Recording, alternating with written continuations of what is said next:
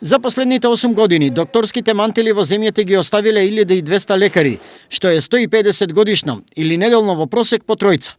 Лошата вест уште полоше ја прави фактот што неголемиот дел од лекарите кои заминале се специјалисти. Например, во моментов сите болници во државата имаат потреба околу 400 гинеколози, но во моментот работат едва 144.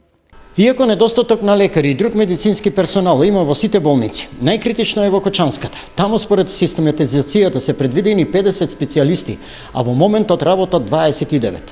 10 од нив се постари од 55 години, а на специализација се само 8 млади лекари.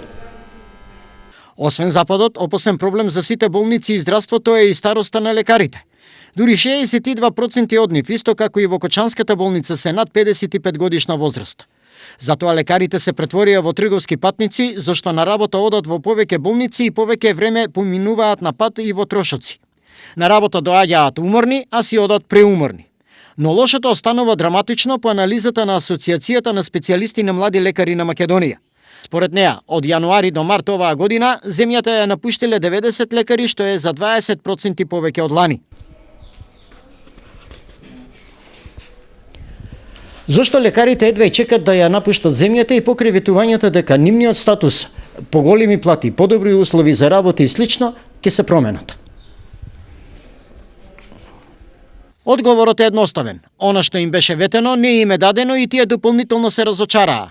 Нема 100.000 денари плата, нема повеќе пари за здравството, а се уште има партиско влијание при вработувањето, делењето специјализации, субспецијализации и слично. Например, почетната државна плата на општ лекар кај нас е 26.000 денари, додека платата на специјализантите е 24.000 денари. Сето ова е премногу за толку бараната професија во западните земји, каде лекарски главоболки практично и нема. Од друга страна, министерот за здравство Венко Филипче се уште тврди дека платата од 100.000 денари за докторите е близу и таа само што не стигнала на нивните сметки. Овој пат лекарското трпение е продолжено за 1 година, односно до 2020. Колку лекари до тогаш ќе издржат, ќе бројат статистичарите, но и граѓаните.